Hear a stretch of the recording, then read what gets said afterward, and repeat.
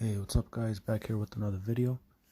And here's the continuation of the process for the dark side piece that I was working on before. Here we're just doing the inks. And, whenever you're doing inking for something, right, you gotta think about the texture you're going for. So here his skin is very rocky, right? Very, what's a good word? Really rough, right? Guy with a really terrible skincare routine. But, yeah, as you can see here though, the black and white picture on the left, right? It's very similar to what it looks like in the end, but this one it's more of a so what happened is I never really scanned the inks for this one. So that's why the inks that appear to the side, they're pretty similar to how the inks look like, but that's not really what they look like because that's more of a black and white version of the colored in one, right? Where the inks do show through a little bit, but also some of the values have to do with how the color was on the drawing in the end. But yeah, back to the inks here. Yeah, I'm just trying to block in the shadows and making sure that the texture shows through, because you know how like in whenever there's reflected light and it bounces at the subject from the bottom, or like wherever the light is reflecting from, right, within the shadows you'll see certain reflections and stuff, and those reflections, they show off the certain shapes and textures and stuff. So it's pretty cool to make sure that when you're inking in, you always take into account the texture and the feel of the surfaces that you're drawing the shadow on.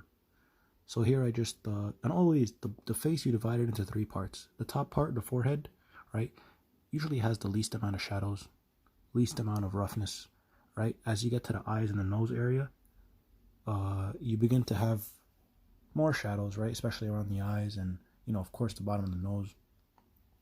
And as you go to the bottom of the face, around the mouth and the chin and the cheekbones, underneath the cheekbones and around the jawbones, you'll begin to see more shadows, and that's when you could kind of like be more loose, right? Because when you're loose and like you don't really care much about the detail, it's finer in areas that are, more they're not as fine, as not as detailed as the rest of the face. But of course, like the mouth shows a lot of emotion, but the eyes are more, the area you really got to focus on the most in the face are the eyes. And I feel the nose also, because when the nose is off, it's just very, it's very distracting. And also the eyes. But the thing about the mouth is that it could always be just a line, you know? You don't really have to go very hard, when you're drawing like the mouth or like the jaws and stuff like that. But with the eyes, you got to make sure those are correct always. And the first thing you look at a person is their eyes, right? But here, yeah, I go for darker shadows around the neck because I want to make sure that like the head is the first thing you see in the drawing. So I make sure that the blacks, right, that the black shadows and all of that is very dark, so you notice it right away. And there you see that I break the outline. You see that the laser beams are coming out of his eyes. I make sure to break the outline around the face so that when I color it later, I could just, make sure that the red, it's there's no shadows in it, because I want to make sure it stands out as much as possible. So you see how I kind of like go around the area that I'm expecting to draw the laser beams in. And yeah, I always like to increase the shadows around the corners of the mouth. It gives it more dimension. And also, like, of course, like so he's a more of a blockier person. Like he's got more blocky anatomy. So for the head, you could see like the edges of the skull, like the edges of the forehead. I increased the shadow around there, and also like the shadows underneath the lip, the area between the lip and the chin. Of course, he's got armor there, but also like I wanted to increase the shadow around it. Now moving on to Calabac. I'm gonna try like make sure to, in the inking process, I remember showing, yeah. So I showed like how to ink the hair and everything, because I feel like that's the most important part. In the scan that I put to the side, it's like the basic idea of how it's gonna look like in the end, with the colors on. That's just like a black and white version of the colors. But inking hair is pretty difficult if you try to do it hair by hair. But let me come back to what I'm doing now in the video. You can see me just inking in the eyes and all that, and it's simple stuff. But yeah, there comes the outline of the hair. So I start with the outline of the hair first. Of course, I try not to get each individual hair because it's going to be difficult, but I get more of like a scratchy outline for like where the hair attaches to the face, right? The beginning of the scalp or whatever it's called. And so I give it this texture that makes it look like, it's, and the reason why it's got to be dark like that, it shows like that's where it's beginning, right? Wherever like any planes converge, it's usually going to be darker. And then here I'm going more for the outline and stuff, and because it's going to be very bright, I'm trying to like make the outline as thin as possible, right? And anything behind like the teeth is going to be more of a shadow, anything inside the mouth.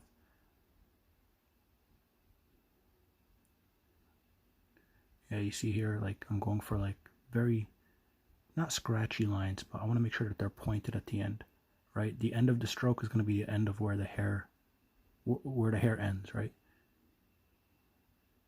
And also I went for darker shadows in the ear because, this side of his head is the opposite side of where the light is coming from.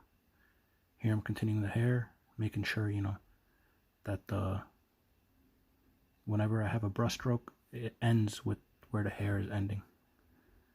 I'm messing up a little bit, but it was because I couldn't turn this picture around, so I had to do everything in one position.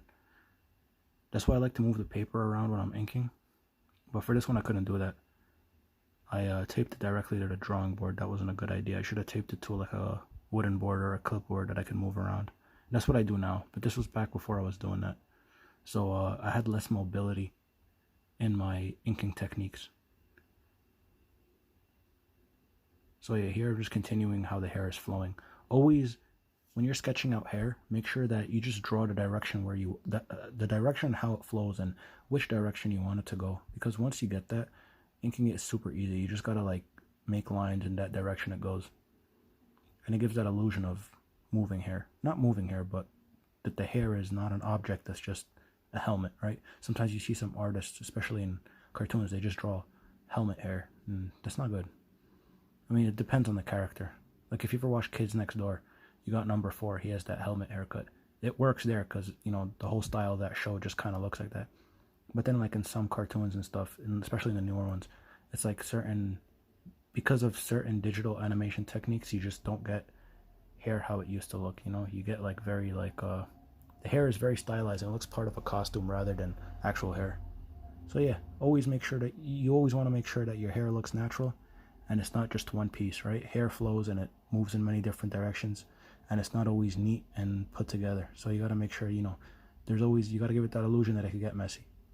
But yeah, here I just go for darker shadows in the areas that are like converging in on each other, right? So the folds of the face, any wrinkles, wherever the hair meets skin, right? Things like that. Just increase the shadows there. Never put shadows in areas where light is directly hitting, right? You don't want to do that. You only do that at the edge of, where the shadow and the light meets, right? Here I kind of, I'm just trying to increase the shadows in the areas where the bones of the face are kind of like caving in. So like the sides, the temples of the head, right? Shadows begin to form there. Now move on to Granny Goodness and just inking in her eyebrows and everything. And she's pretty easy because she's farther in the background. So all I got to do is just ink the parts that are more like deeper shadows, right? And that's pretty much it. I mean, she was the easiest one to ink out of all of them because she's very far in the background, right? And for here I just try to ink the parts that are going to be visible from far away. From far away you're not really going to see thick lines, so I just try to ink the parts that are more blocky shadows or like things that are like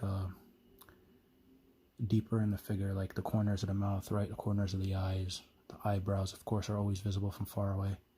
And here, because she's probably wearing lipstick or something, so I just made the lips dark. You could always, like, if you paint lips, if you paint them in black, right? If a character's wearing lipstick or makeup or something, you could always go over it with red later if you're gonna color it in, and then like add white paint to it or something for the shine. So yeah,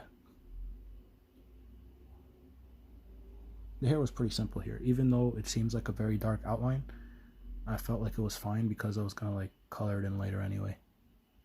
Like if you ever go too dark with the hair, sometimes you could fix it with some white acrylic.